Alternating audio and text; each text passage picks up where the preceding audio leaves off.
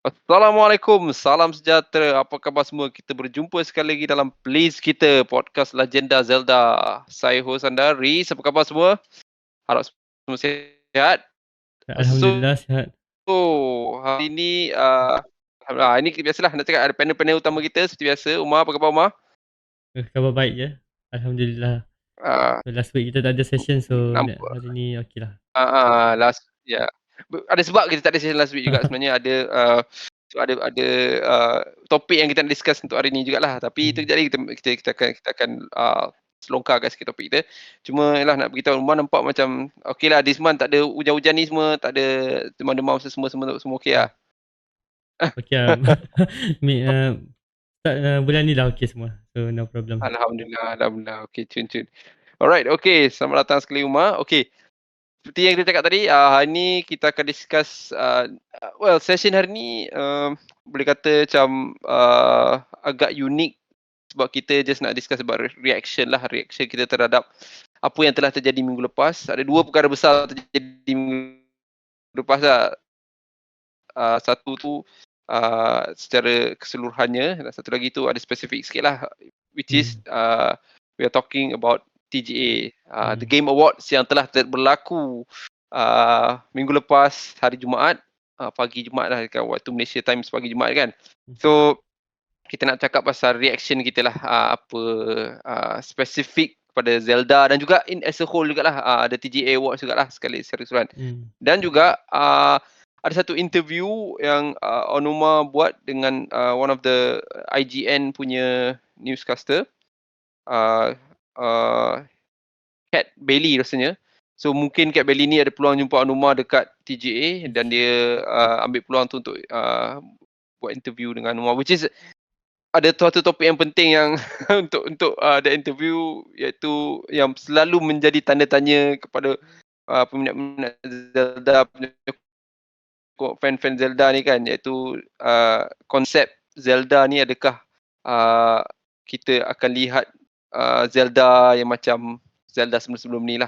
Dan juga satu lagi soalan penting lah, storyline Zelda ni, macam mana dia punya konteks storyline Zelda ni kan. So kita nak discuss dua topik utama tu. Tapi sebelum biasa nak dapat update sikit daripada Umar lah. Okay, what's up Umar? Ada perkembangan terbaru dalam dunia gaming Umar? Macam biasa kan, banyak main game. So rasanya satu hari ataupun 2 hari lah lepas last session kita, saya ada habiskan final ending lah untuk Nier Replicant. Sebab Nier Replicant dia ada 5 ending. So ending last dia tu, dia tak canon actually, tapi memuaskan lah untuk siapa-siapa yang minat Nier Automata. So memang dia tak canon tu maksud dia ada multiple ending kan? Dia ada multiple ending. Tapi ada satu ending yang last tu dia tak canon lah. Cuma dia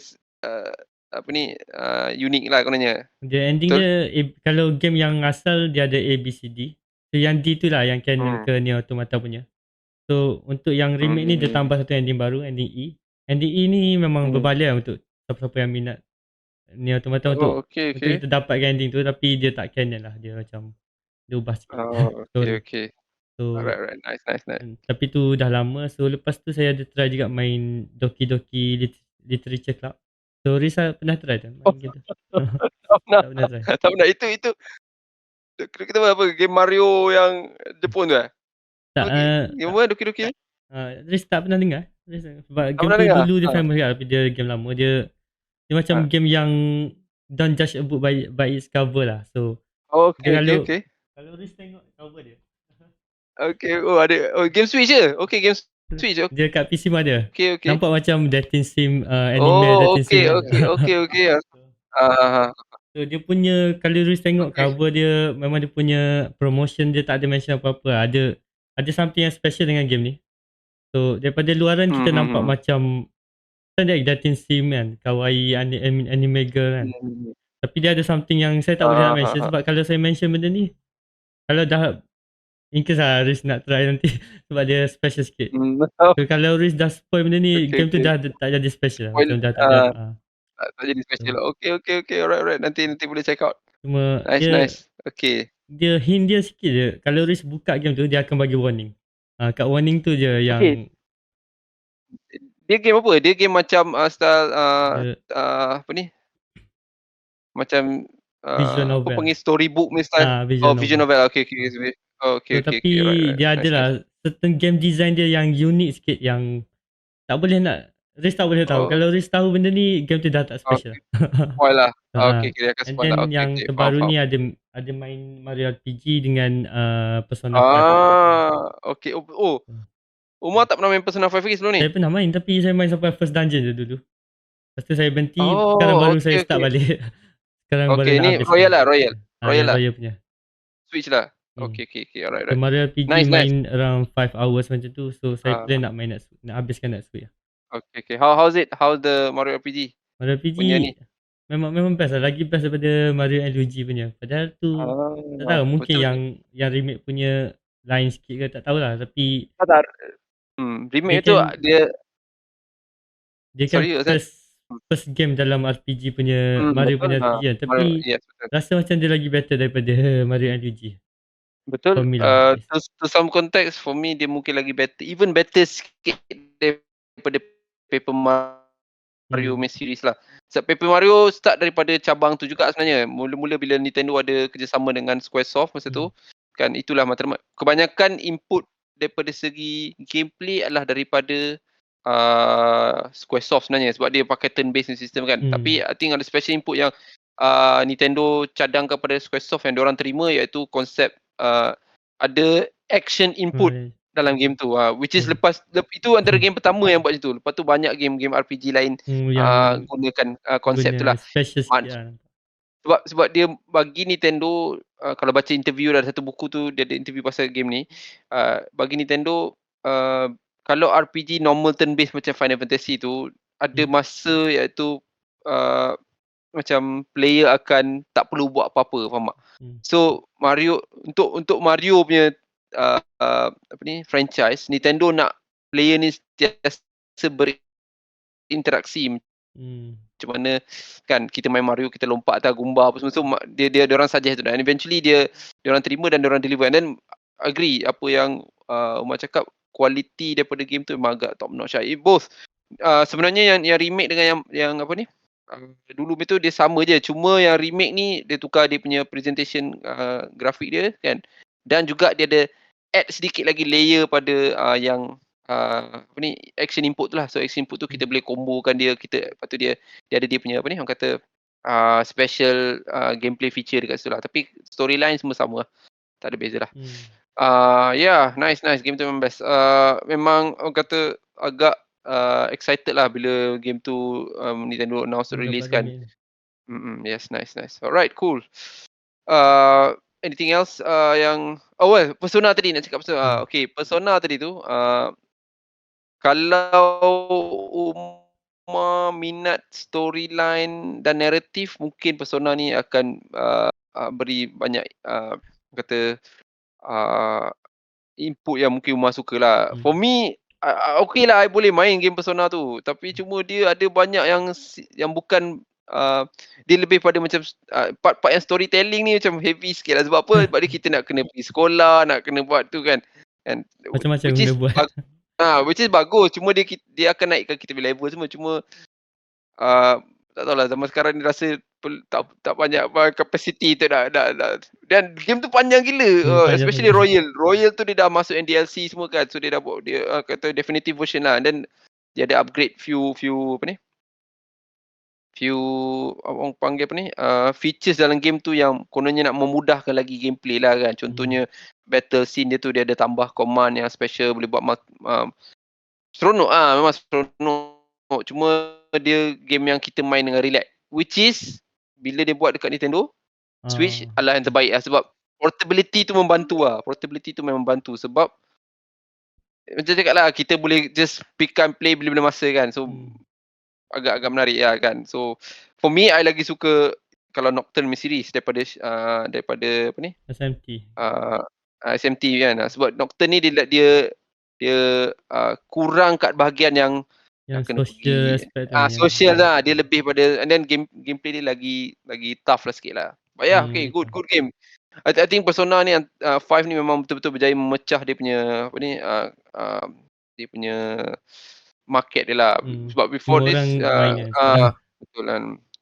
Alright, cool. Okay, just nak update sikit from my side pula. Tak banyak main game lah. Lately ni ada main Mario RPG main. Mario RPG main dekat. Then ada main apa lagi okay, Metroid. So tengah tak tahulah tiba-tiba excited nak main Metroid lah. Metroid Prime Echoes dekat Wii U. Agak apa ni? Dah lama tak main, lepas tu nak main sekali. Then sebab tengah orang kata hangat nak menantikan MP4 penuh dengan expectation masa TGA kan, harap-harap ada trailer, tapi tak ada pula. Tapi tak ada. Tapi ya tengah main apa ni? Metroid Prime lah. Seronok lah game tu. Game tu memang tolonglah Nintendo cepat-cepat keluarkan apa ni? Yang terbaru je. Sebab Umar ada main yang first Metroid Prime yang tak keluar pernah kat main Switch. apa-apa Metroid Prime, tak pernah main. Tolong lah main itu Metroid Prime kat Switch tu, that definitive version tu kan yang dia dah upgrade. Yang remaster. Remaster sangat seronok game tu. Game tu kalau ikut Metacritic dulu dengan yang first version dengan sekarang pun dulu pun 90 plus ke atas. So ada chance main game tu. Dia tak panjang game tu. Game Metroid tu dia tak panjang. So tak perlu risau sangat kalau akan ambil banyak masa lah. At least kalau tak nak 100% lah. Okay, nice. Sebab dari dulu je saya nak cari yang second hand. Tapi tu lah, macam tak ada orang main sangat. Tak ada orang jual. Susah sikit nak cari. Okay. Kalau nak boleh pinjam kat rumah tapi tengok macam mana. Tapi harga dia agak murah sikit sebab dia remaster kan. So orang kata macam agak reasonable lah. Jap Umar, kita dah sampai kita punya apa ni? Harry. Kita punya seorang lagi Harry dah. Kejap Alright.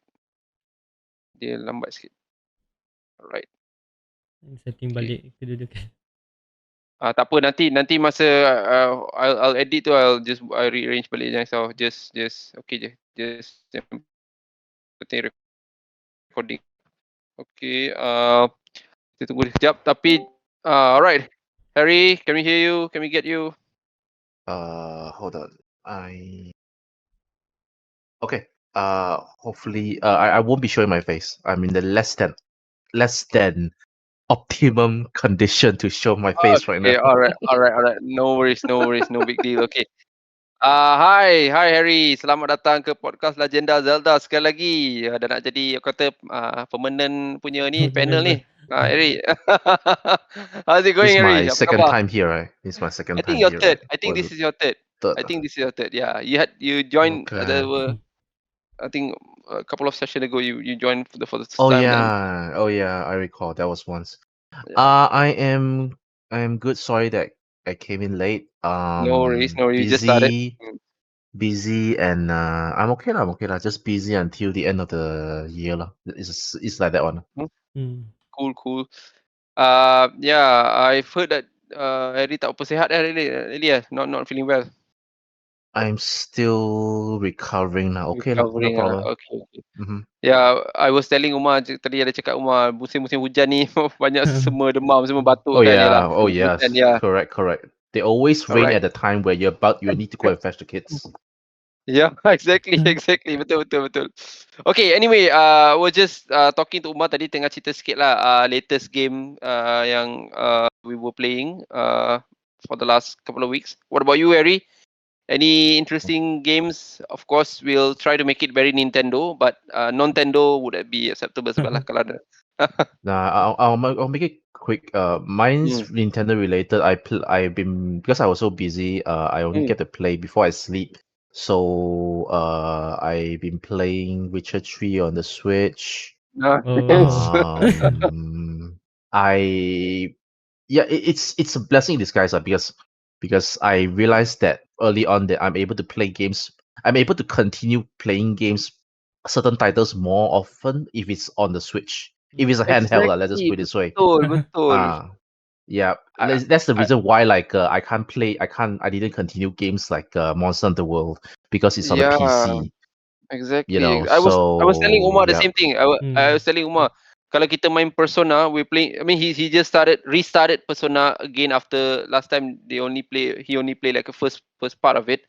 kan. So dia main balik. Then I was telling him, just because Persona is a long game, Persona 5 is a very long lengthy game kan. By having a portable version is a blessing betul lah, sebab kita boleh just pick and play, especially dengan Switch ni feature kan, we just pick and play je. So memang I mean very very helpful lah to be able to play it on a portable, and goes same as Witcher lah. Witcher ni bukan game yang pendek, it's a long game kan, with a lot of side quests, especially I think the Switch one is the one with the all DLC as well kan, full package Yep, kan. everything is in. Everything is in. Yeah, so it's so yeah, you're right. Cool. Alright, cool. Okay, just a bit of update on Nintendo news. So I think we are at the end year of Nintendo for the 6th year, ending of the 6th year, and then Nintendo hasn't announced anything, tak ada apa-apa announcement, which is nanti kita akan discuss a bit dalam TGA. I think game wise, Nintendo is been very focused on Christmas ni lah, so they not try to make as much as sales as possible. So nothing big news except for the news where we can find on the IGN article. There was an interview dengan Aonuma lah. So which is kita akan discuss untuk session kita kejap lagi juga ni. So that was I think one of the biggest news that we had. And then of course ada satu news terbaru yang kita baru dapat hari ni. Retro tengah cari satu software concept artist. So adakah ini masuk Metroid Prime 4 nak restart balik dia punya apa ni, development dia, I don't know lah, because just nak cakap ngomong lah, tadi ada chat dengan Adri juga. Adri kata kalau selalu konsep artis ni dia awal-awal, masa awal. So bila awal tu maknanya it's a concept yeah, is beginning. Again, we are assuming this is retro doing Metroid, but I don't know. So kita tak tahu lah apa jadi. So yeah, I think nothing major news about Nintendo lah recently. Okay, except for the one that we're gonna talk about. So without any further ado, tanpa buang masa, jom kita talk about our reaction to the Game Awards. So apa pendapat kita semua tentang Game Awards? The Game Awards, just kita start. I mean, kita terpaksa terima hakikat, ada berita yang sangat menyedihkan untuk kita. Well, untuk kita bila kita cakap spesifik untuk podcast ni lah, bahawa Legend of Zelda Tears of the Kingdom tidak dapat Game of the Year for 2023. Award tu telah dicantas oleh Baldur's Gate 3 kan. Baldur's Gate 3 telah mencantas award tu. So agak menyayat hati lah. Tapi ada certain facts nak share juga dekat you guys lah. Setakat ni tak ada game sequel yang dapat Game of the Year.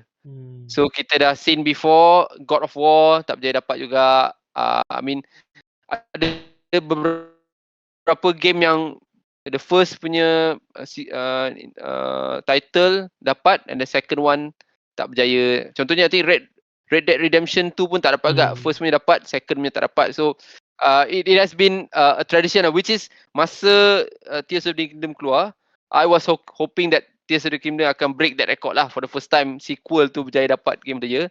Tapi unfortunately agak tidak berjaya mencapai matlamat tersebut lah. So in any way, just want to check with you guys as well your reaction. Okay, kita sembang dengan Umar dulu lah. Umar, apa pendapat Umar dengan spesifik untuk kekalahan Tears of the Kingdom kepada Baldur's Gate 3? Actually, saya dah dapat predict bila first Zelda menang, Tears of the Kingdom menang Best Action Adventure Game. Masa tu saya terus rasa macam memang Zelda tak menang. Of course dia nak cucuk sikit kat situ. Tapi Spider-Man langsung tak menang. Dia nomination for 7 tak menang langsung lah. Just for the sake of information for the pendengar lah kan. Okay, sambung. Sorry, Rumah. Okay. So masa tu apa perasaan Rumah? Saya ada message kawan saya. Lepas tu kawan saya macam dia cakap tak ada, dia kata boleh menang kot. Betul lah, it turns out memang betul Baldur's Gate win Gotti. So for me I'm not bitter lah dengan Tears of the Kingdom tak menang, sebab nampak sangat yang Baldur's Gate ni macam revolutionize lah sebab dia low expectation Okay. punya game. Okay. So, Underdog. underdog. So bila dia release barulah kita dengar ramai Hmm. people talk about that game lah. So Hmm.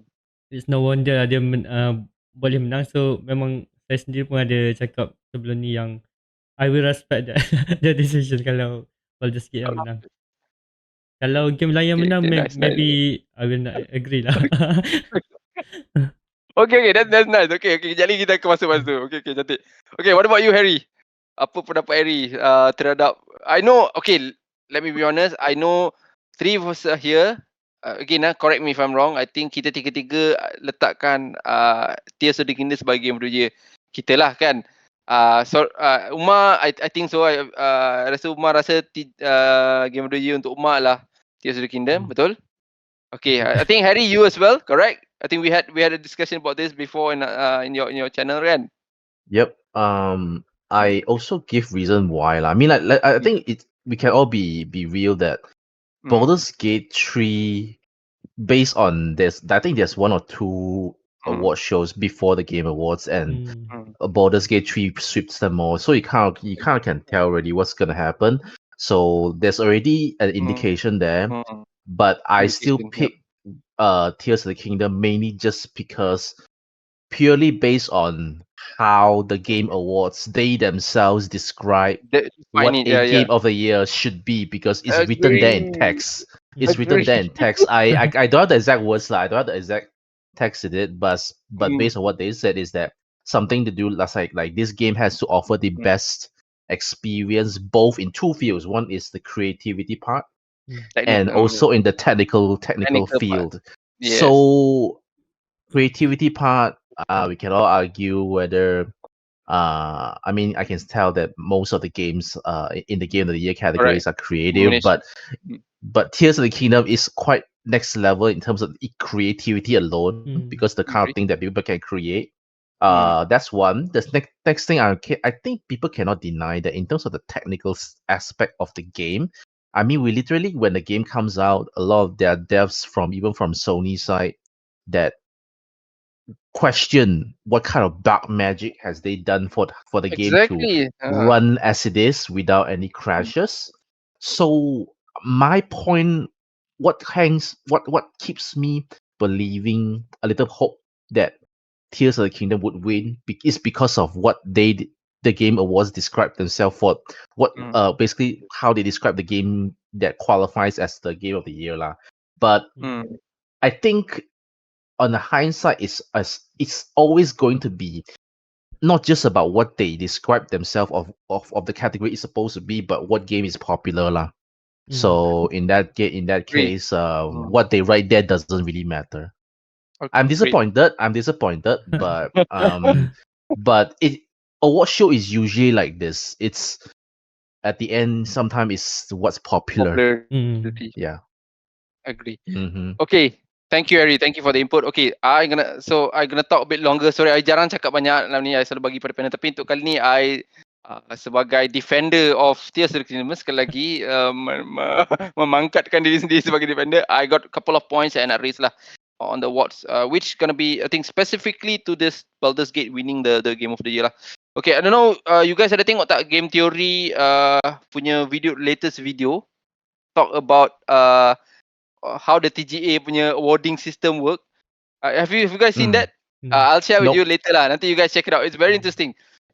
So I mean, you guys know about the Game Theory punya guy tu kan, very popular, dia suka buat Game Theory kan. So nanti I share about that. Okay, let's start about my side of my understanding. Okay, I think I agree with both of your points. And I'm not dalam konteks ni, I'm not a fan of Tears of the Kingdom because I'm just a fan of them.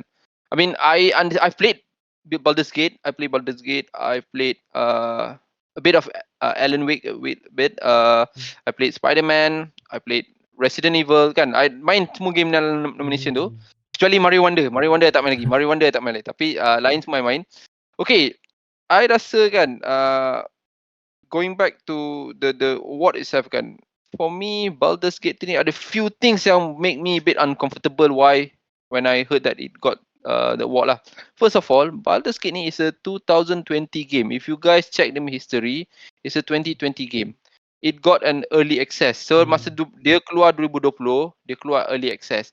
So bila dia keluar early access, well of course lah dia bukan a full game at that point of time, tapi dia siapa-siapa boleh dapatkan access tu untuk main Steam punya kan, Steam punya access.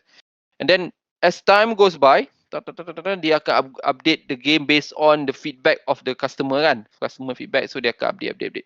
So for me, I think it is a cheat code for the game lah, because dia macam guna cara, of course lah, dia punya team not as big as Nintendo, kita faham, tapi dia gunakan cara tu untuk improve game dia daripada sampai kononnya official release dia back in August 2023 lah kan.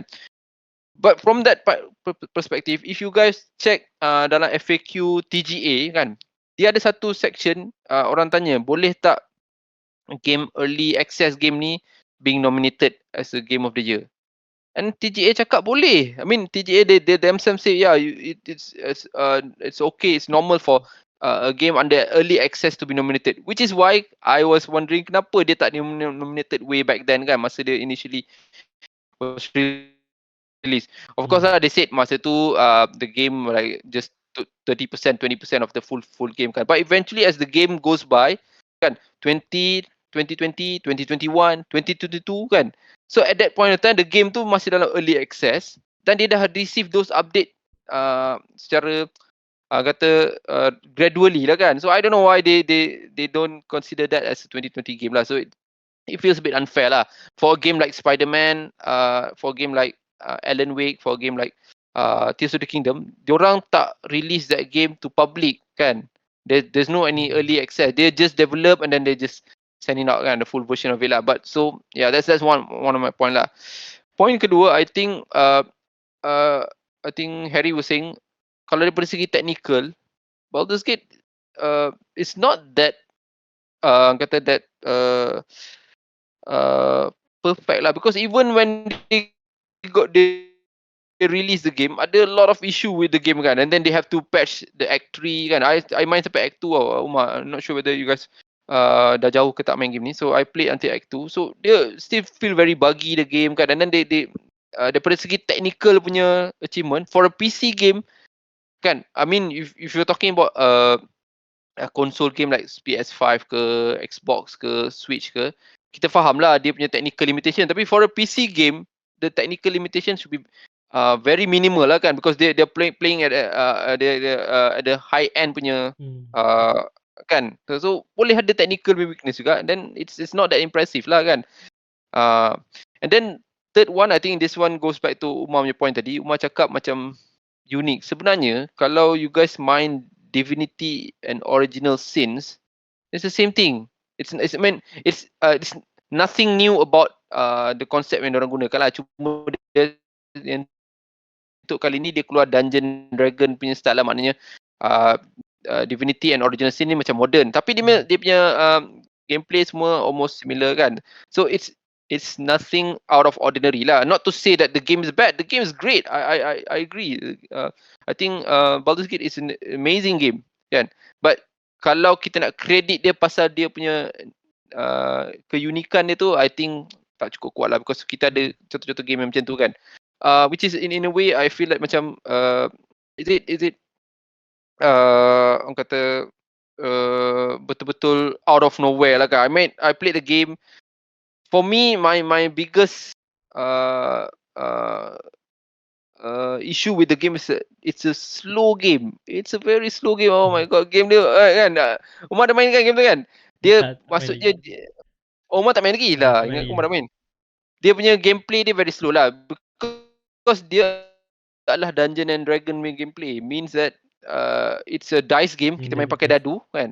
And then dia satu move set tu akan mengambil masa lah. Kita nak decide kan, kita nak ni tactical game kan. I mean, Harry, you played not Advanced War. I think Fire Emblem do have some bit of that feature as well. It's gonna be a very slow strategical kind of game lah kan. Sorry, yeah, Harry? it is. The games like this are really rather slow. I didn't play Baldur's Gate before, but I do play games that are kind of like that, where it's basically like a tabletop and Yes, it's like a exactly. Yeah. CRPG lah, Yes, strategy something like that. RPG Correct. game. Yeah. Yep. So it is slow. I mean, Mm. you can actually see where there's a lot of controversies, Yeah. like comparing between Spider-Man 2 combat with Baldur's Gate 3 combat. Yeah. That was funny lah. But I actually I would like, if you give me a chance to play Baldur's Gate 3, I would love the combat because I'm used to it already. But I agree, it is slow. It is slow. Oh well, that's personally for me. Like, I mean, I'm not. Again, I'm saying it's a great game. I enjoy the game so far. I mean, it's just that for me, I don't have the capacity to not go through the battle. I mean, the game is, of course, it's about the narrative. Kan, you can do a lot of things, a lot of options is available. Means it's not restricted lah. Kan, game tu dia kita boleh buat hampir semua benda lah. Tapi talking about hampir semua benda, I think Tears of the Kingdom pun kita boleh buat macam-macam. I mean, kita dah tengok video-video macam mana orang buat Tears of the Kingdom macam game sendiri kan. So I mean that kind of context lah. So yeah, I think another point I want to raise, I think this is the fourth point. I think this one is the most I think valid reason lah. I think the recency bias is playing its role here. Kan, disebabkan Tears of the Kingdom keluar bulan 5, I think 3-4 months after that Baldur's Gate keluar, story tu lebih fokus pada Baldur's Gate punya ni lah kan. I mean Alan Wake pun if you notice memang dapat treatment lebih kurang sama lah. Cuma Spider-Man I agak kesian jugalah because I feel sad a bit. I'm not bukan nak cakap Spider-Man ni tak best ke apa, tapi they didn't get any of the award yang maybe they could get. I think at least the I don't know performance, maybe, I don't know, I'm just guessing lah, but we'll leave that behind first. So recency bias is playing a role here lah. So kalau Tears of the Kingdom keluar bulan 10, I bet Tears of the Kingdom akan dapat game of the year. I bet Tears of the Kingdom akan get the game of the year because you can feel the context of recency bias memang apply to this case lah. I mean, and then which makes Breath of the Wild's win on 2017 that much more impressive because it came on March 2017. Exactly. Yet it won Yeah. lah. So Yeah. Yeah. I think I agree. And then one more thing. This is last lah kan. I think there's one thing that maybe attracts more. Well, sorry, this is not the last point. This is the second last point. Banyak point nak condemn Baldur's Gate. Okay. I think in general the Westerners are trying to revive this genre. Westerners ni cuba nak revive balik CRPG ni sebenarnya kan. So I think diorang try to promote this kata Dungeons and Dragons style punya tabletopnya ni secara maksimum lah untuk this. For some reason maybe that they feel because it's an amazing game. Let's admit it. Is that they just dapat that extra boost because diorang nak revive this because it's a fact. Dungeons and Dragons tabletop game comes from the Westerners. So Westerners nak revive this thing lah kan. So makes sense. Yeah, that's the next my fifth point. And then my last point, I think maybe a lot of you would disagree, but I think this is a valid point as well. I think comparable to a lot of the game in the list dalam nomination tu, hanya Baldur's Gate 3 ialah game yang mature punya content. So I mean the bare kind of story yang kita dengar daripada cerita tu kan easily attracts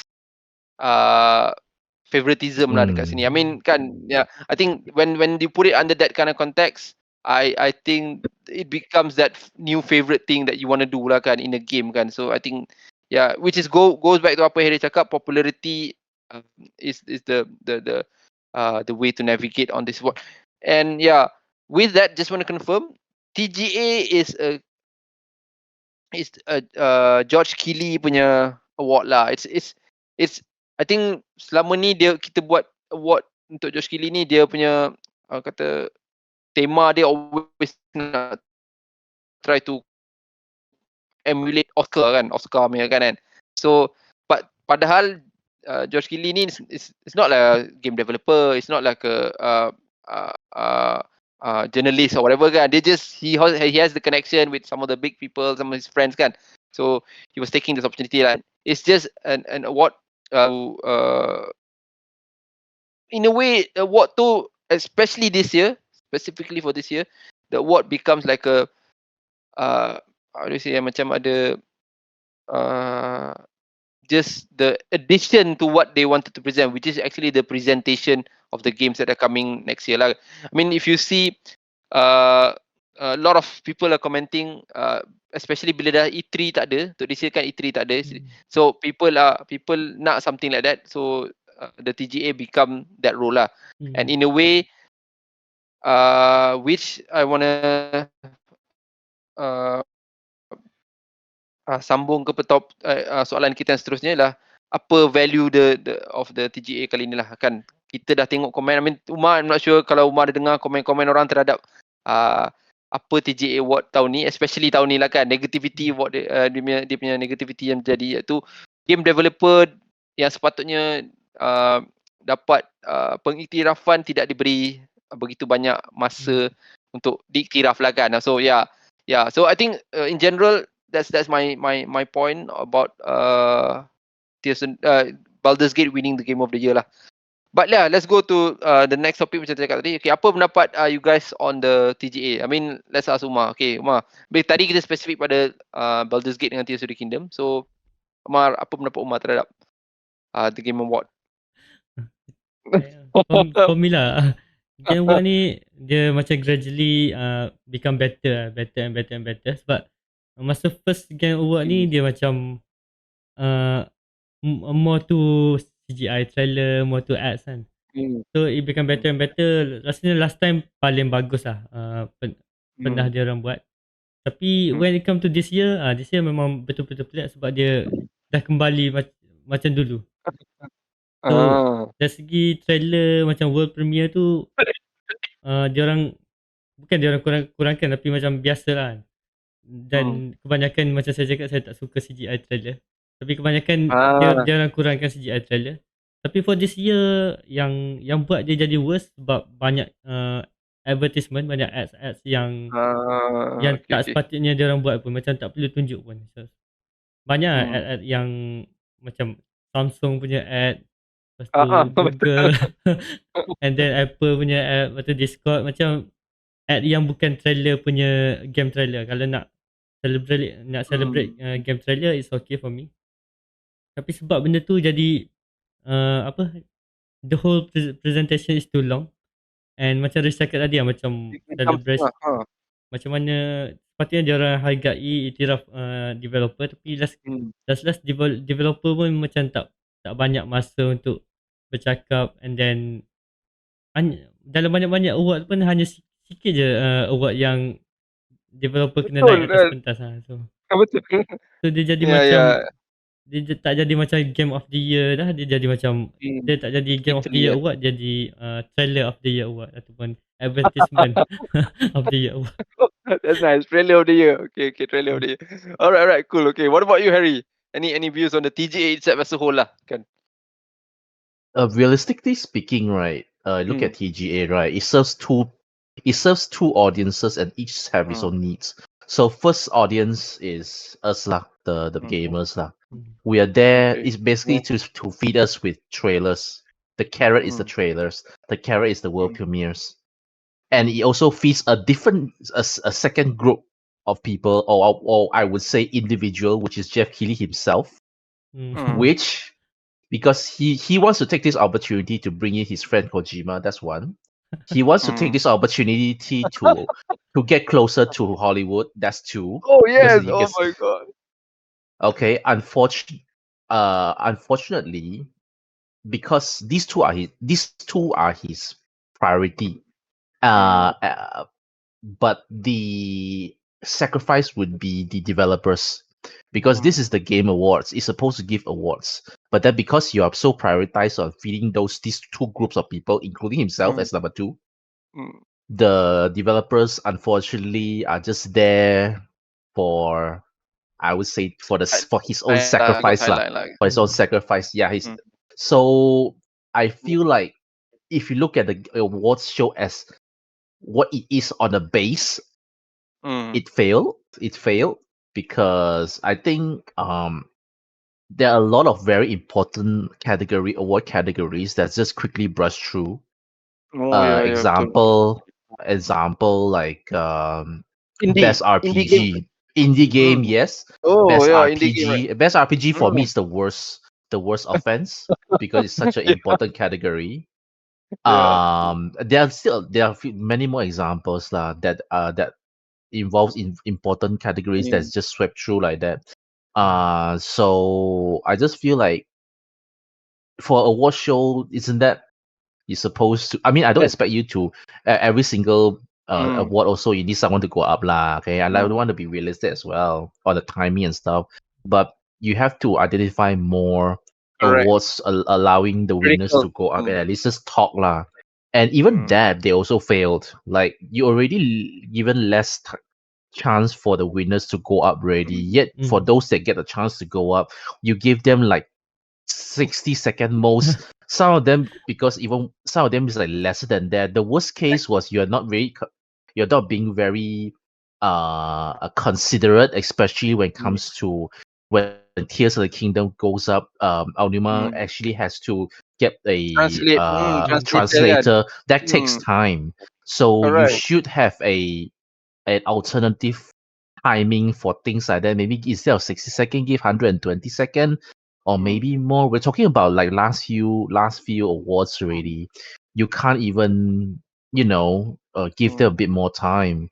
And I'll even hear things like when Larian is giving their acceptance speech, they're trying Mm. to share the story of News. maybe a staff Oh that died or something. yeah, Something yeah, yeah, yeah. a very memorable, Wait. basically a very Mm. memorable story, and Mm. then the music comes out. I'm like, when that happens, right, you kind of fail as a award show. Then why not you just don't do a award show and then you just do a game trailer show or something like that, lah. E3 lah, You E3, yeah, know, E3, right, exactly, like yeah, an just do a E3 lah. Then the award show, understand that if you do that, the award part will be less people watch, but isn't that isn't giving back to the developers a much higher priority than pleasing other people than that? You know what I'm trying to say? So yeah, yeah, that's that's my opinion on the TGA lah. As a award show, it failed, but as an event, as a gaming event, sure, I mean it brings people in lah, gets people talking. happy lah, bro. Mhm. Alright, okay, great. Pretty hot take lah from Harry. Harry bagi kata-kata yang agak keras lah dengan perkataan fail tu kan. But anyway, I would say kan for me lah, just a quick one for me. Just to share you guys, awards kind of thing has really been dah benda-benda award ni kan yang kita dengar dah jadi a thing of a past lah. And just nak share to you guys, Golden Globe, if I'm not mistaken, it was Golden Globe kan. Back in 2000, the year 2000, the view was like 40 million tau bila nak keluar Golden Globe ke Oscar. I mean, it was Oscar kan. What, like 14 million view tau.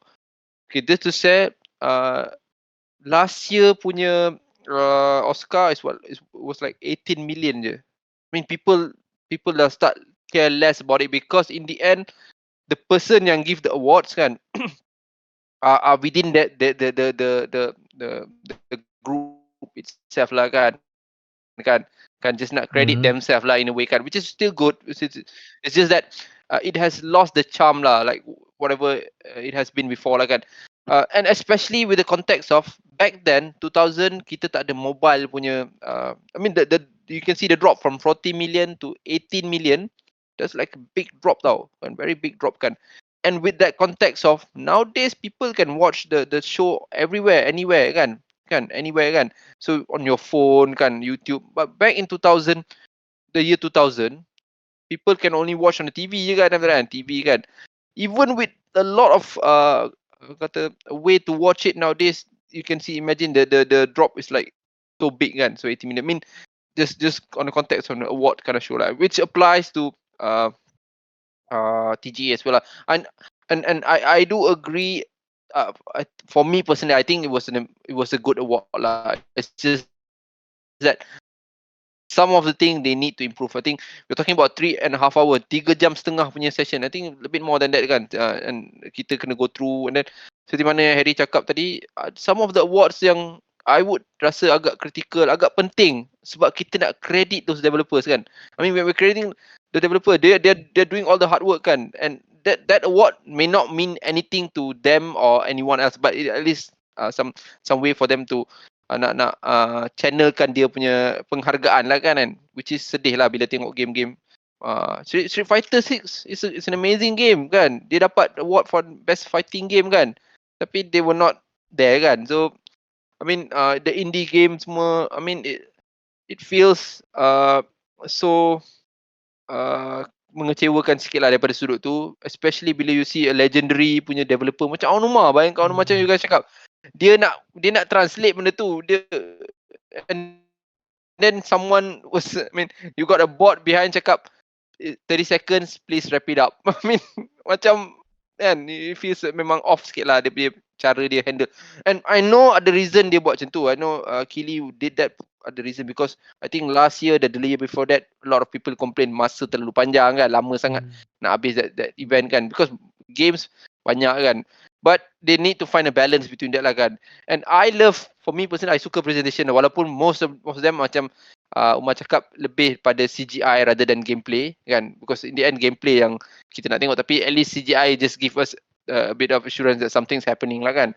So and then again, your point, Harry, that's absolutely right. Dia panggil a lot of those artists, actors, Hollywood, and just to gain more view agaknya kot. Bayangkan tiba-tiba Matthew McConaughey naik ke atas sana kan. And which actually is funny. Which actually is very funny because if we talk about market value, right, gaming is a much bigger. It's a much bigger thing than Hollywood already. By right, they should invite us to them, to their show. Not basically, they should ask us to. They should approach us, not we approach them. So it's just kind of like, how come like we have people like Jeff Keighley still don't understand this? You know, no lah, not say don't understand. Like try to change the perception a bit. Like we should be the bigger player here, not them. You know, the money is us, not them. Good point. I agree. Ada satu, one of the what it was very weird, which is the live adaptation. Sorry, not the best adaptation. Kan? Best adaptation, Last of Us won. Tapi if you think about it, the best adaptation is not actually about game pun, correct or not? This is just some reference to a game to kan? It's like a kalau untuk gaming punya, that should be under the list. Diorang run through it lah. Okay, the best adaptation ni kan. But you're talking about indie developer tak dapat naik atas, tapi best adaptation yang has nothing related to game aside from they're taking that source of that material from a game kan. It's just more like a movie and director punya kan. But they were called in front to give speech of the appreciation. Macam pelik lah kan. I mean, going back to your point lah, it's supposed to be the other way around kan. Betul lah kan, Harry kan? It's supposed to be kan. But I don't know, that it feels a bit off lah. So in a way, for me, I agree with both of what you guys saying. You guys cakap benda yang point yang betul. It feels that this year could be a lot of things they need to improve lah. A lot of things. I'm not going to be very negative as macam kan Mas Harry, I think made some valid point kan. But for me, I think they need to improve a bit more. Of course, on the time management lah, because I mean, someone did a research of it. Tak tahu you guys ada tengok ke dekat Twitter, someone just share like developer punya speech was like less than 15 minutes for that 3.5 hour punya show kan. Developer punya it's like 15 minutes. 10 15 within. yeah. It was like for a show that you're talking about 3 jams, almost 4 hours of show, you bagi developer cuma 10-15 minutes. I mean, that's just a very sedih punya statistik lah kan. I mean, and then macam Umar cakap lah, banyak advertisement yang we don't want to see those advertisement lah kan. I mean, Google, I mean, see Apple semua. I mean, it's not that critical for us to know about that lah kan. Unless you're talking about apa game yang nak keluar, mungkin lah kita seronok sikit tengok kan. Yeah, something like that lah. But those are money lah. Money making, yeah, exactly. That's the way to for them to get the money lah kan. You're right. But yeah, in a way, Kili needs to handle. I mean, just to fine tune a bit more lah kan. I'm pretty sure Kili is a very open person. I think from the Twitter punya respond pun dia nampak macam dia okay, dia akan improve better, dia akan find a way to fine tune this lah kan. And then please lah next time and make it more I guess credit the developer, because I think despite this year being one of the best year of gaming, tahun ni mungkin antara game tahun yang game macam-macam game best main keluar kan, kita pun pening nak main. Tapi this is also one of the worst year for game dev. I think banyak layoff yang jadi kan, banyak pekerja-pekerja gaming industry yang kena buang kerja kan. So it's so bad for them lah kan. But we tak dengar satu benda masa tu, betul tak kan? None of them. We didn't hear anything about that at all kan. So it feels, of course lah, most of the time yang datang ke award tu ialah the owner of the company kan. Tak owner tu nak sembang dekat atas tu cakap saya takkan buang pekerja lagi ke next time kan. Tapi in a way sorry, it's what's ironic. It's ironic because he's more than willing to go up against Konami, but not willing to go up against the owners of other companies. Correct. But that's because of his buddy Kojima lah. So we need to be buddies with Jeff Keighley lah. Get buddies with Jeff Keighley, then he'll help you lah. Yeah, Jeff. Yeah, cool. But yeah, I think that's the gist of it lah. Okay, thank you lah for. I mean, I enjoyed the show, of course, and for some reason, they need they deliver some good trailers lah kan. I'm excited to see Monster Hunter semua kan. Yay. So yeah, we memang excited kan, and then of course lah kita nak tunggu Kojima punya satu lagi game pelik yang akan dikeluarkan, kononnya akan mengubah landscape gaming, but let's see, we trust Kojima on that lah. Alright, cool. Okay, now we nak go to our next topic. Just a bit on that. Semua sedih tak ada apa-apa announcement on Nintendo punya games on TGA? Sedih tak? Are you expecting anything from Nintendo? I'll be honest. Well, previous year ada a lot of kan, a lot of times where Nintendo did come up with good announcement lah on TGA kan. But I think this year ada valid reason why Nintendo not doing that. I was expecting a DLC for Tears of the Kingdom lah, macam a surprise info by Nintendo lah. Hey guys, looks like you guys love Tears of the Kingdom. I know we said we're not gonna give you DLC, but there you go. I was expecting that lah, but apparently tak jadi lah kan. So what about you guys? Do you guys okay, Harry clearly made his point lah. So you're not expecting anything from Nintendo lah, Harry kan? What about you, Ma? I'm just expecting them to have an essay that Nintendo Switch has games. That's about it. That's it. I don't expect anything else. Well, Pikmin won the best sim game, tu memang bagus. Pikmin won, Mario Wonder pun menang. Okay, nice segala kan. But I pelik macam mana Baldur's Gate boleh menang multiplayer, man. That was like weird. I don't know why they can win them. How the heck they win the multiplayer is just beyond me. But anyway, alright, okay, cool. Umar ada apa-apa input on Nintendo tidak begitu menarik untuk tertarik untuk berikan sebarang announcement? Same with Harry lah. Memang tak expect apa-apa dari Nintendo. Switch tu pun tak ada siapa expect Switch tu. No lah, what do you want? Nintendo always Apa you nak? They always have their own presentation. Yeah. Okay, I know why. That's not Nintendo, man. That's not Nintendo. Well, okay. Wait. But Tears of the Kingdom was first announced dekat TGA. You guys kalau remember dulu kan, the special announcement at TGA kan, and then we did receive couple of good announcement in TGA back then lah, the DLC for Smash Brothers kind of stuff. But I think there's a valid reason why Nintendo is not noisy about their product, because it's year end.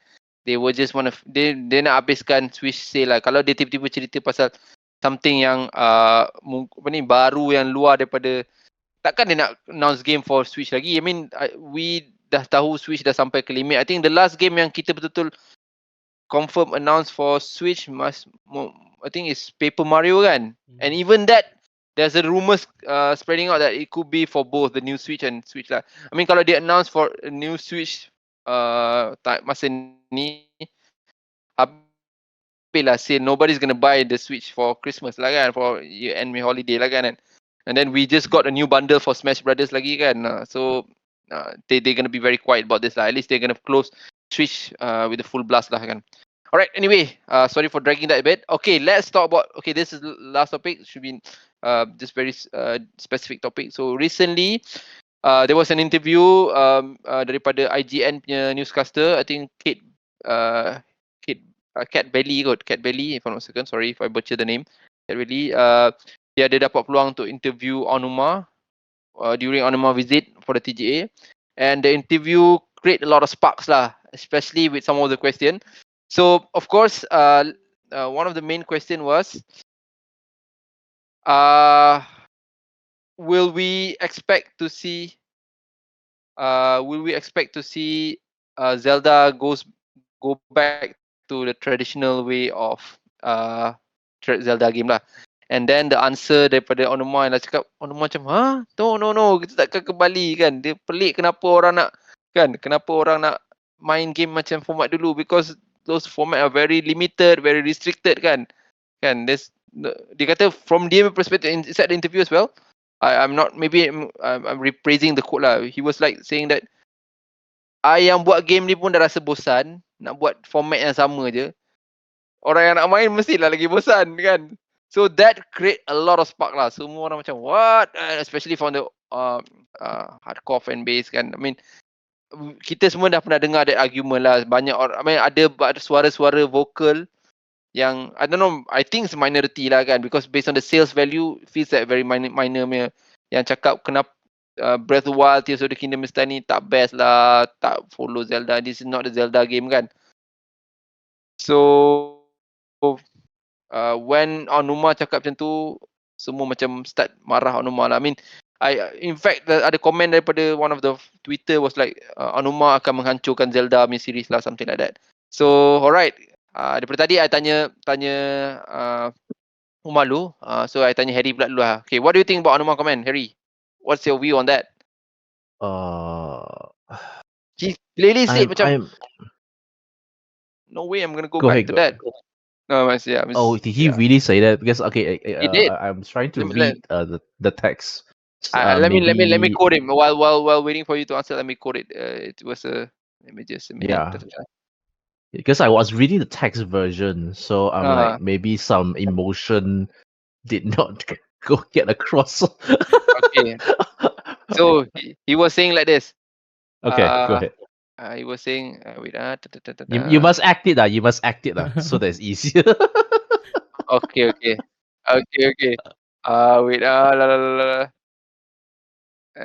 wait, I'm finding the paragraph. Okay, first he said, I do think that people have a tendency to want the thing that we don't currently have, and there's a bit of grass is greener mentality. So apa yang Aonuma cakap ni, alah biasalah, kita ni memang bila kita tak dapat benda tu, kita akan cakap benda tu lah the best lah apa semua kan. I mean, and then kita akan nampak sebelah sana sentiasa lagi cantik daripada sebelah kita lah kan. That's one of the ni. And then the other quote was like, he was saying that wait, there was wait, where was it? My God, there was one big one that he was saying that he was saying sorry guys. Okay. Yeah, he was saying, why do you want to go back to a game where you are more limited or more restricted in types of the things or ways you can play? So he was clearly saying macam seolah-olah macam why people nak main game yang very cara lama yang dah tak macam susah nak laku sekarang ni, susah nak I mean kan. So and then he was saying that wait, there's one point where he was saying that even he who made the game feel that no, this is just too boring. Why he would expect wait, sorry lah guys.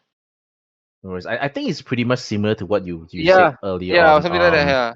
Okay, Ken. Okay, so when it comes to that, to be frank, I feel like the people that are complaining after what he said in the interview, I feel like it's just the usual online outrage lah. Like we have people who the original bunch of people who are trying to gatekeep the experience, who wants to claim the experience as their own, that only this is the best way to play Zelda. They are doing that, and then we have another group of people trying to pile onto them just for the bandwagon. All right, but at the end of the day, unfortunately, this whole thing is a business.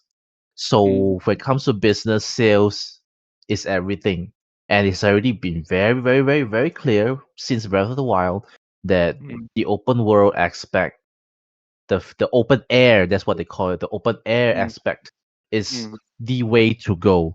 So does it surprise that Aonuma do not want to go back to the old style? I'm not saying it's not surprising at all. Can they incorporate some things a bit more linear into an open world aspect? That's something that they need to. That's something that the feedback that they need to get from their own internal team, and also to check through. Maybe they get their market research team to go through the feedback form or survey from past players to say that Zelda need to go back to the old way, as in like really go back to the old way. I feel like it's just the old fans do not want to change lah. It's those people that still want to cling on to that little nostalgia that that they have lah. But at the end of the day, sales, you Yeah, I can't deny agree. sales lah. So the open air method is staying until the next one. It's just that how else they are going to improve on, which I definitely agree that the open air you cannot keep going at like this. I do not want to see another Tears of the Kingdom like that already. I want something more. I want maybe you already what's it called? You already perfected the open air concept already. Can you build something on top of it? Can we have a bit more linear, more story focused segments? Like okay, like Witcher 3 is open world as well. But their stories are quite interesting. So can we have that more? So yeah, that's what I think lah. I mean, like, don't bother about the Nice that you. naysayers already lah.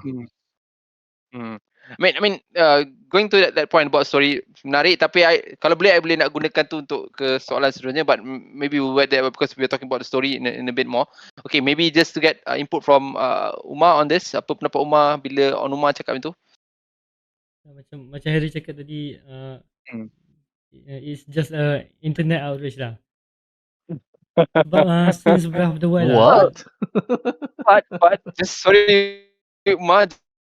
Sorry, Tapi ini bukanlah benda yang baru kita dengar sebenarnya. Sebab kita pernah dengar, masa Breath of the Wild keluar, kita bila that game was praised banyak, a lot kan. Tapi ada juga some segment of people yang cakap, aduh, this is not Zelda anymore kan. Because why? Because it's not linear anymore. Because we don't see the dungeons as it is kan. Because contohnya Link using multiple weapons kan. When people are commenting about that open factor lah kan. So yeah, going back to your point, Umar. That's my point lah. Since Breath of the Wild, actually Zelda punya fanbase dah terbagi dua. Dah divided. Some are fan of Breath of the Wild, some are a fan of The Legend of Zelda. So this fan, The Legend of Zelda fan, dia orang memang suka game Zelda yang guna formula lama. And then ada beberapa orang yang tak pernah suka game Zelda, tapi dia orang suka Breath of the Wild. So dia jadi divided lah fanbase. Tapi when it comes to fanbase ni, yang fan-fan baru yang suka Breath of the Wild, ada juga lah fan Zelda yang suka Breath of the Wild juga. Lagi ramai dari yang lama punya lah, fan Zelda yang lama. So macam Harry cakap tadi kan, in term of sales tu memang bila Nintendo guna open-ended punya gameplay kan, guna non-linear punya gameplay ni, memang lagi apa kata, produktif lah untuk Nintendo in term of business. So in term of gameplay pula, saya rasa memang macam Zelda, formula lama Zelda ni dia macam dah terlalu repetitif. Like almost all Zelda game has the same type of gameplay. Format. Very similar format dia pakai kan. Very similar kan. I mean, of course lah, the world might be different, tapi format dia pakai tu similar. Betul-betul. Right. Nice. So nice. That's why bila when it come to new open air gameplay ni, developer sendiri pun boleh buat banyak lagi benda yang baru lah. Macam contohnya kita ambil Tears of the Kingdom dengan Breath of the Wild. Hmm. Walaupun game yang nampak hampir sama dalam Hyrule yang sama, tapi the whole Betul, gameplay, the whole mechanic completely different. totally different kan. Betul kan macam betul agree. Yeah, I agree. I think both of you guys made the point. Okay, just to just give some idea kan. Tadi Harry ada cakap pasal sales. Did you guys know that combining Tears of the Kingdom dengan Breath of the Wild punya sales kan, 2 games ni je dah pukul habis the rest of the Zelda series punya sales, tahu tak? I mean, you're talking about daripada Ocarina of Time lah contoh kan. In fact lah, rasa dia start daripada first Zelda sampai Skyward Sword punya total sales tak boleh lawan sales Breath of the Wild dengan Tears of the Kingdom combined. Imagine that kind of thing. Kita kena terima hakikat. Nintendo is a business. They are not some charity punya organisation kan. They do things for business and I mean that's the reason why game macam FX Zero nama game racing tu? Sorry, I forgot the title. F-Zero. Kan didn't get F-Zero kan. They didn't get a revival because Nintendo don't believe that they can make profit from that game kan. So I mean in a way it's just business kind of perspective lah. But yeah, and to a context, right? I agree with what Aonuma said lah. And I know this might made a lot of people feel sour about this kan. Tapi bila dia yang dah buat game tu banyak berkali berulang kali kan, dia pun dah start rasa macam oh no, I need to find a way to change things kan. Ini kan pula players and then again we let's be honest lah, since daripada Ocarina of Time we saw Majora's Mask was slightly a bit different, but then again they still use the same format, which is Majora's Mask I think would be the flagship here lah. But you say Wind Waker, Twilight Princess, Skyward Sword format they're almost similar, very similar kan. It's just something that eventually will if Breath of the Wild use that formula, I believe Zelda would be a dead series lah. Cannot survive any further lah. But Nintendo made the right choice. Aonuma made the right choice to change kan. I think it gives us the benefit of the doubt that they are doing this. Dia buat ni untuk semata-mata untuk diorang punya excitement as a developer rather daripada player lah. I mean Nintendo being Nintendo kan, dia akan buat something yang diorang rasa suka dan expect a lot of the fans to experience benda baru lah kan.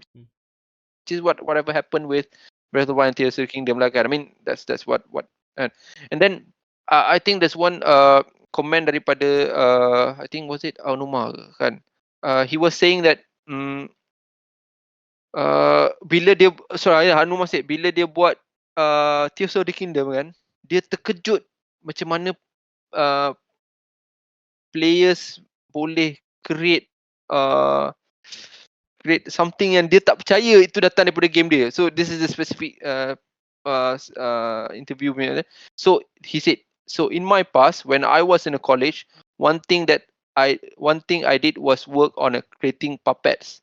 And these were the puppet that function by turning a crank or sort of to get them to move. And this was something that we were working on the Legend of Zelda Tears of the Kingdom. I wasn't able to do, but after the game came out, I saw, oh my gosh, people created puppets like the ones I made in real life when I was in college, but with more complexity and that I wasn't able to do during the development. So you can see here, this goes back to the idea of the Game Award lah kan.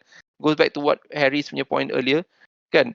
Imagine the developer, dia tak dapat expect rupanya players boleh buat something yang dia tak percaya players boleh buat kan. I mean that's the gist of the development punya structure lah. I mean bila dia buat game yang pakai format lama tu kan, I mean the developer would dia akan rasa macam tak ada apa yang special player boleh buat daripada apa, because semua dalam orang punya parameter lah. But when they did game like open ended like this kan, it gives that creativity to some extent lah.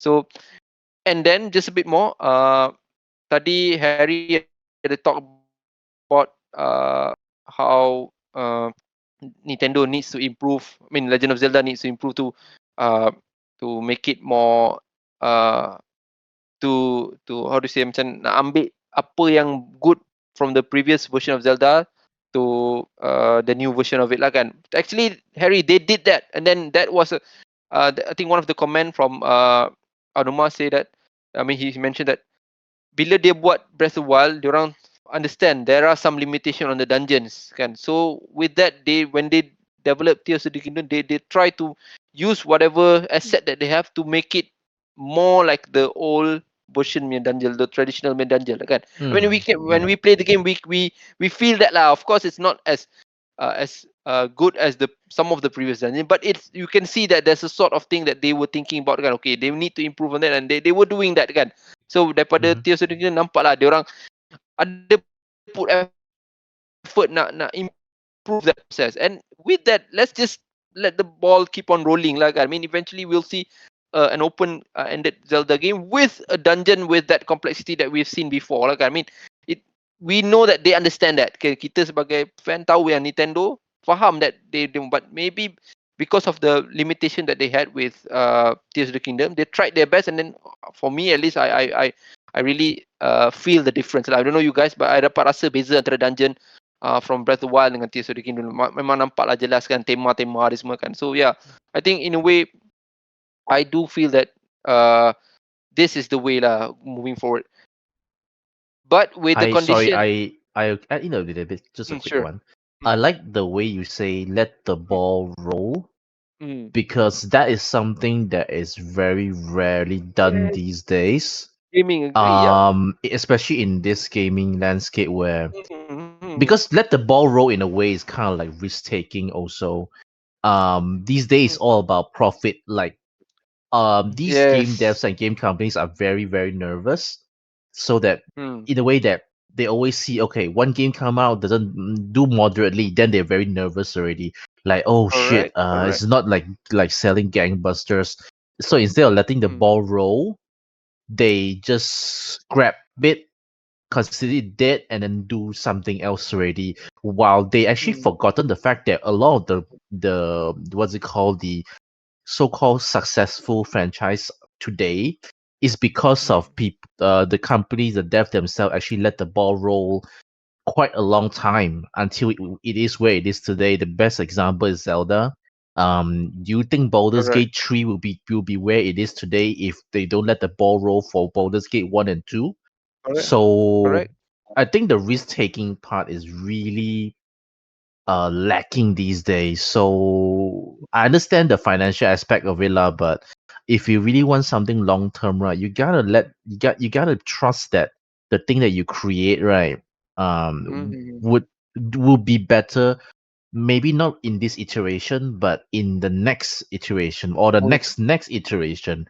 You just it depends on how confident you are, I think, on your idea. Not just like, I just put up, doesn't do well. Okay, that's it. Try already. Move on. Do something else. You know. I mean, that's all I say. One of the good example yang rasa macam agak macam Spider-Man. Again,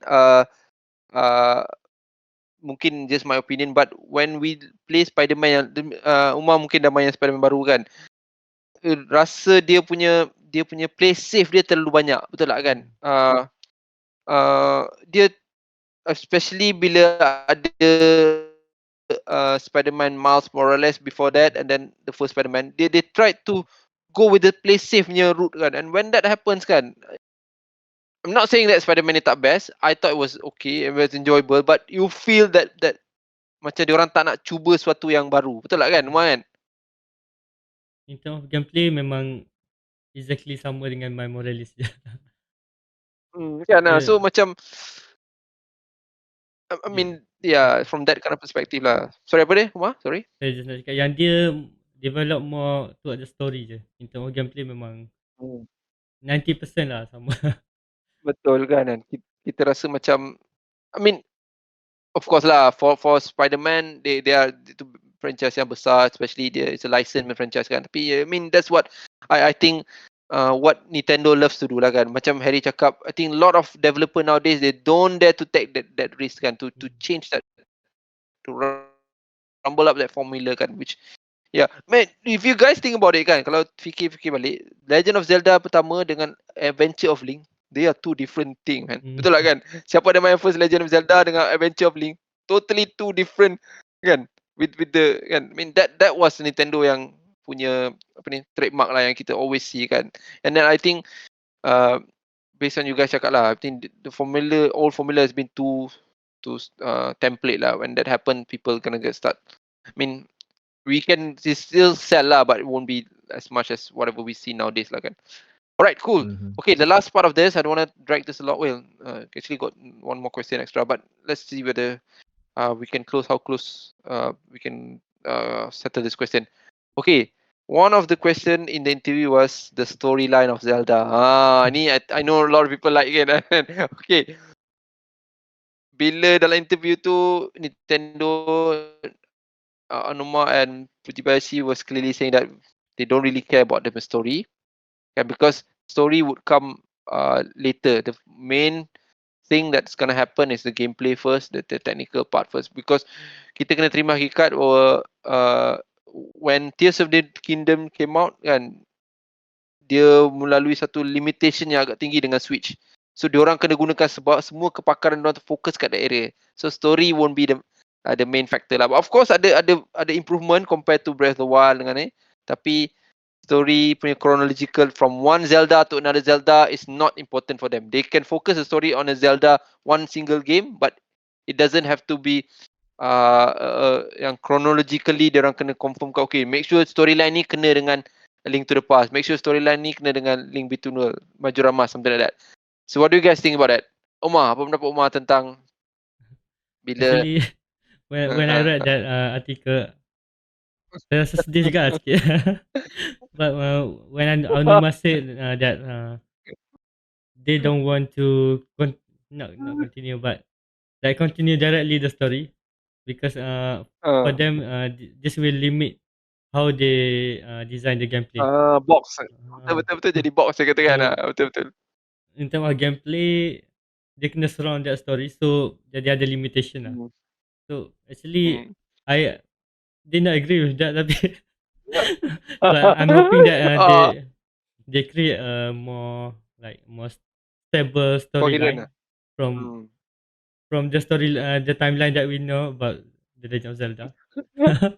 But still I'm when playing a game saya lagi fokus kepada gameplay lah. So I don't mind macam contohnya Tears of the Kingdom dengan Breath of the Wild nampak macam dia tak related sangat lah story dia. Memang kita boleh relate sendiri. Tapi nampak macam dia banyak retcon the story from Breath of the Wild. Like origin story lah. So betul-betul. Saya okay je, dan saya rasa kalau diorang boleh buat gameplay yang lagi seronok, it doesn't matter to me lah, even the story is not well connected. Tapi last month rasanya saya ada tengok macam podcast Zelda juga. Dalam podcast tu most of the panel from Zelda YouTuber yang buat teori pasal lore Zelda, and most of them macam cakap yang Tears of the Kingdom punya lore ni macam tak berapa menarik. Macam diorang kecewa lah dengan, sebab most of them for me lah, story Tears of the Kingdom lagi better dari Breath of the Wild, tapi sebab dia terlalu retcon, so macam macam almost everything that happen in Breath of the Wild macam tak ada value NPC lah. Tak ada NPC yang tahu kan. So dan kita boleh tengok Breath of the Wild juga ramai Zelda punya YouTuber yang buat teori Breath of the Wild kan, yang dapat macam traction, dapat cloud lah, yang channel dia based on teori on lore Zelda.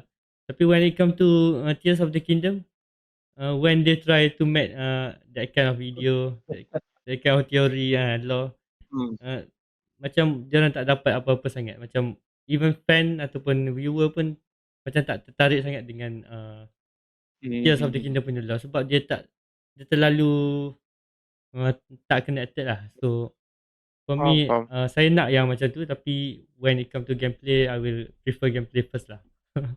Okay, story secondary. Alright, cool. What do you think about that, Harry? I wanna listen to Harry punya view. Okay, apa pendapat Harry? Okay, so I'm same. for me, Zelda is always gameplay first. When it comes to the Zelda story, hot take lah, I always think that the Zelda lore is bullshit. I always think that the Zelda Historia is kind of BS.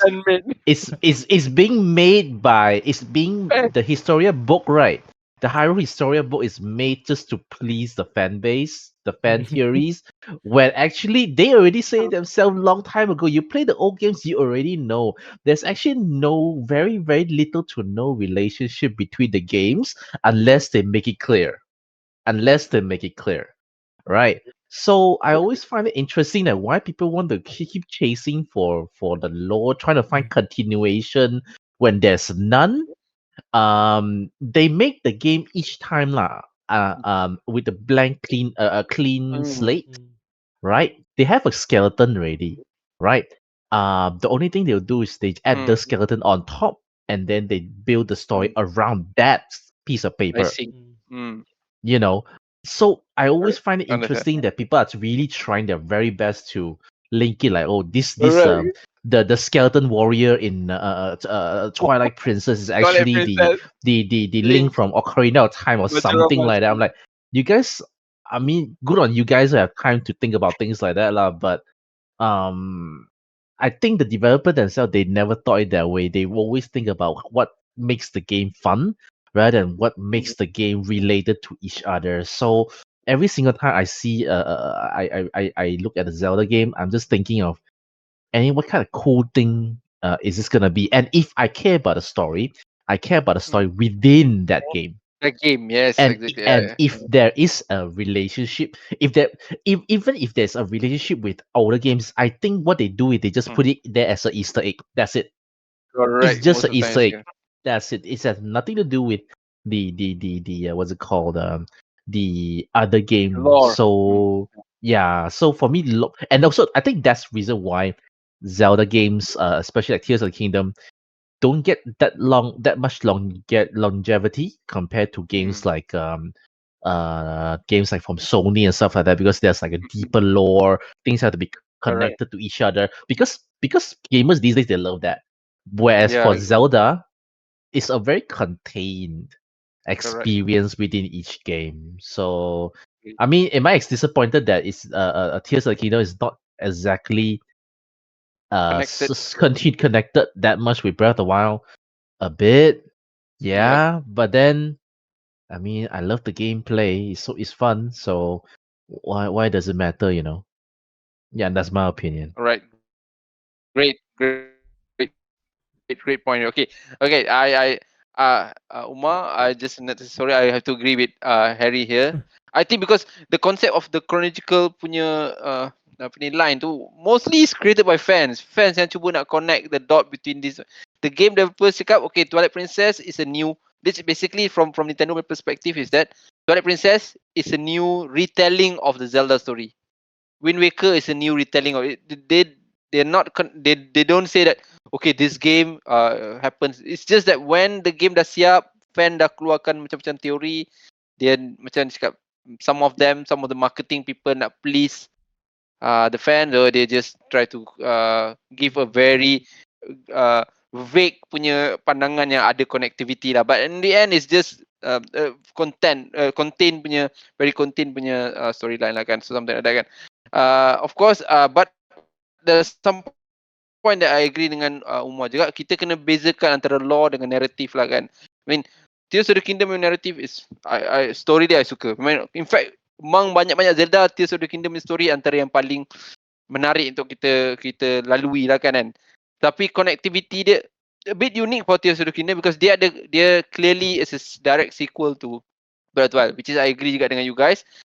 Kalau ada lebih banyak connectivity between Breath of the Wild dengan Tears of the Kingdom, will make me a bit happy lah kan, extra happy kan. Tapi we do see there's some gap.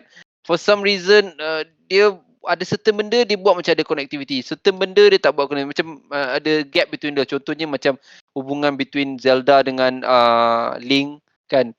Ada that connectivity sikit lah from Breath of the Wild dengan Tears of the Kingdom. Tapi Link dengan some of the people in Hyrule tak ada, tapi link dengan some of the people in Hyrule ada. So it's everywhere. They don't put a lot of effort in trying to make it more clear on that lah kan. So from that kind of perspective, narrative story part mungkin they are good, but law is not focus for Nintendo lah. And this has been pretty common for Nintendo. They are a toy company. Nintendo adalah company toy. Dia orang fokus pada gameplay. Always gameplay je dia main. And then they deliver. They really deliver. I mean first party game from Nintendo AAA punya level memang gameplay wise dia memang boleh deliver kan. So I'm gonna go with Harry. I don't believe there's a connectivity, that those are just made up by fans kan, and then somehow kan, but maybe something for them to improve in the future if they are talking about the storyline itself lah kan, from an individual game. Mungkin they can, if they plan to nak buat sambungan kepada Twilight Princess ke whatever kan, they maybe need to improve a bit on that lah. But I don't mind lah. I just play game for gameplay because I'm for me I think gameplay selalu akan mengatasi story. Story ni just icing je. Gameplay is always. I mean you technically kalau you think about it kan, Pong kan, tu kan pernah ada game Pong tu kan, tak ada storyline pun game Pong tu kan, tapi gameplay dia top notch kan. I mean you're talking about that kan, Tetris kan. So I'm more on that kind of route lah kan. But yeah, right, great view from you guys. Okay, I think just last one kan, a bit on the interview as well. So Aonuma dia cakap he did say that diorang did a lot of work on Tears of the Kingdom. And then one of the question from the interview tanya, adakah game-game Zelda ni akan bergantung kepada those veteran punya lead on the developer lah. And then one of the comment from Aonuma cakap, no, we don't practice that. In Nintendo, konsep dia lah semua orang contribute terhadap game. So one of the thing is that Tears of the Kingdom punya development, sebanyak mana dia contribute, sama banyak dengan the younger punya generation punya developer dalam game tu contribute. So just wanna get your last opinion. Adakah konsep ni boleh membantu Zelda untuk grow ataupun tidak? I mean, yeah, maybe Umar ada pandangan Umar terhadap konsep the younger generation taking over Legend of Zelda? When it comes to Nintendo lah, bukan Zelda, sebab saya I'm not sure about Zelda. But when it comes to Nintendo, memang dia orang selalu grow new talent. New talents. So macam bagi contoh saya ambil Mario punya bros. So bila cakap pasal Mario, mostly orang kenal sekarang lah, biasanya orang kenal Koizumi as a like producer of Mario punya series. Tapi baru-baru ni dia saya ada tengok video yang dia ada mention seorang ni, saya lupa nama dia sebab saya pun tak pernah kenal dia. So dia antara orang yang contribute banyak dalam Mario Wonder punya game. So tapi kita tak pernah dengar pun nama dia. Macam dia macam tak terkenal sangat. So kita boleh nampak yang how good Mario Wonder punya game. So tapi dia director dia adalah orang yang macam talent muda lah, yang tak ramai orang tahu, kita tak kenal. So when it comes to Zelda team, saya tak pasti siapa orang muda, talent muda dia. Tapi I think when it comes to Nintendo, I'm pretty sure lah, dia ada banyak talent yang berbakat lah, yang can make Zelda go further lah.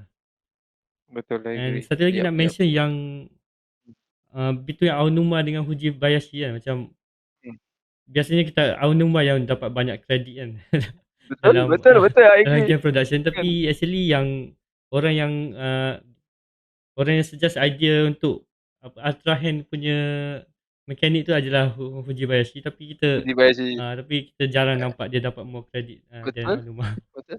Agree. Yep. That's a good point. I think just a bit on that kan.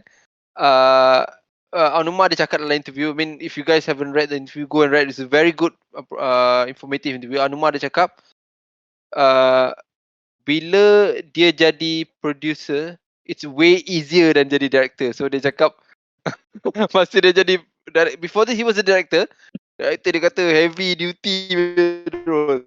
Tapi bila jadi sekarang ni dah go on to producer role, dah relax sikit. Dia kata dia bagi burden tu pada Fujibayashi lah. Fujibayashi yang go through all the trouble part. Yeah, that's a good point by Aonuma. What about you, Harry? What do you think? Nintendo punya retention plan? Yeah. I look at this from a normal business owner's point of view, lah, right? Would I prefer your question is, what do I think about having the older veteran working together with the young ones, is it? Yeah. Yeah, for me I always will welcome it, because if I kind of would like to apply that to. Sorry, go ahead. Sorry, Harry, just a bit. Just cut you a bit. So yeah, of course, we are okay with the young people being the new talents lah kan. But I think my point of the question was that when we have these new people, do you feel that we're gonna risk that it's gonna change Zelda to something worse or something like that? Yeah. No, because I mean, it's just based on that question, right? I always feel that having new blood in the team will always introduce something new to whatever you're doing. Because if without it, like just now you give a good example already. If without Fujibayashi, Ultra Hand would not be there. And and what the veterans' role when it comes to the game development, or even in normal business team, whatever it is to use their past experience to see how they can apply that new idea to the business plan, so that are able to effectively use it without breaking things. You know, because what veterans can offer is experience, right? And what new blood can offer is new perspective, right? So it's all about trying to find the middle point. And within the Tears of the Kingdom case, I think it's the perfect case where we have the a new guy. I don't think he's actually that new. I think he was there like almost 2 decades already. But he's able to capture what is interesting in the outside world, in the trendy sense. He's able to identify what's interesting and he bring back to the team, and the veteran is able to tell based on their experience. Okay, what if we use this new idea to apply to our existing skeleton? Then we build on top of it. I feel like that's the best way scenario already. Rather than you have the very toxic culture of veterans do not like new blood, think that they will come here and take away their position, and then don't want to help each other and stuff like that. That's the worst case scenario. But what Tears Kingdom is built based on the positive the positive teamwork of veteran working closely with newcomer, someone relatively new. I don't think Fujibayashi is the only new one. I'm pretty sure he has some younger, more newer bloods that also come up with the idea, and he basically helps to what's it called, bring the idea to fruition. Fujibayashi is not well. He had a lot of experience in previous Zelda. I think he started with Oracle and Seasons, Four Sword, Minish Cap, Phantom Hourglass. So he had a very big knowledge of. I mean, but he is definitely younger than dia lebih muda daripada apa ni? Aonuma lah. And then kita boleh gunakan satu example yang paling sesuai lah, Miyamoto lah. Zelda is Miyamoto punya son kan. So you can see Miyamoto letting go Zelda to Aonuma kan. I mean we can see that is something that Nintendo selalu buat lah kan. It's not nothing out of the ordinary lah kan. And then I agree with you guys. I think one of the critical punya point yang a lot of the youngster provide, I think one of the interview mentioned as well. So Fujibayashi was focusing on how to make the travel stream seamless between the layers of the world lah kan, which is kita dah tengok macam mana Nintendo berjaya buat tu, sangat luar biasa kan.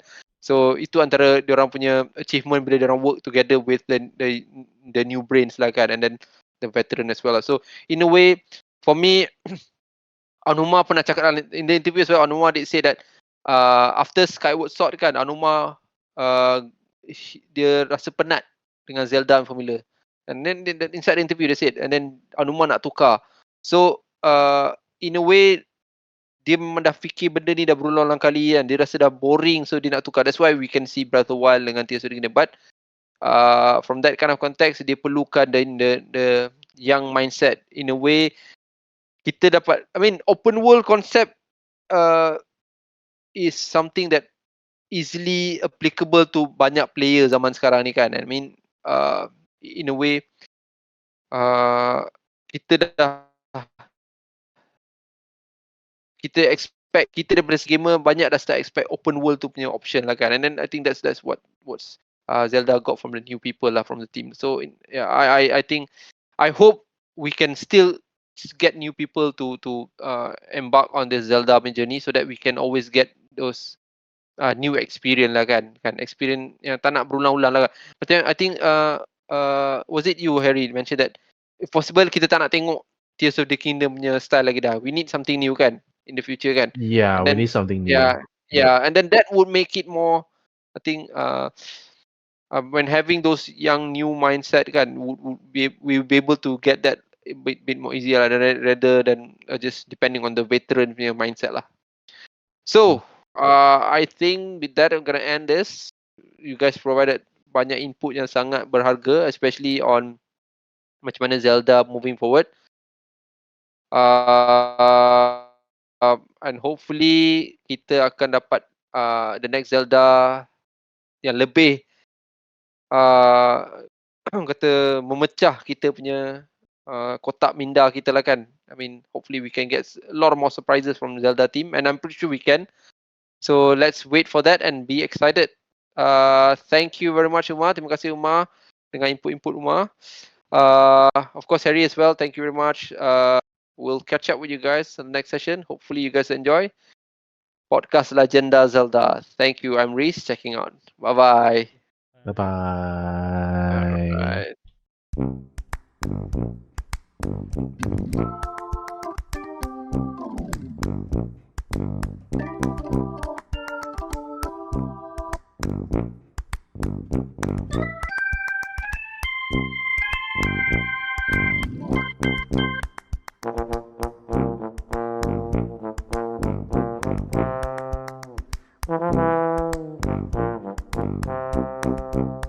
Bye.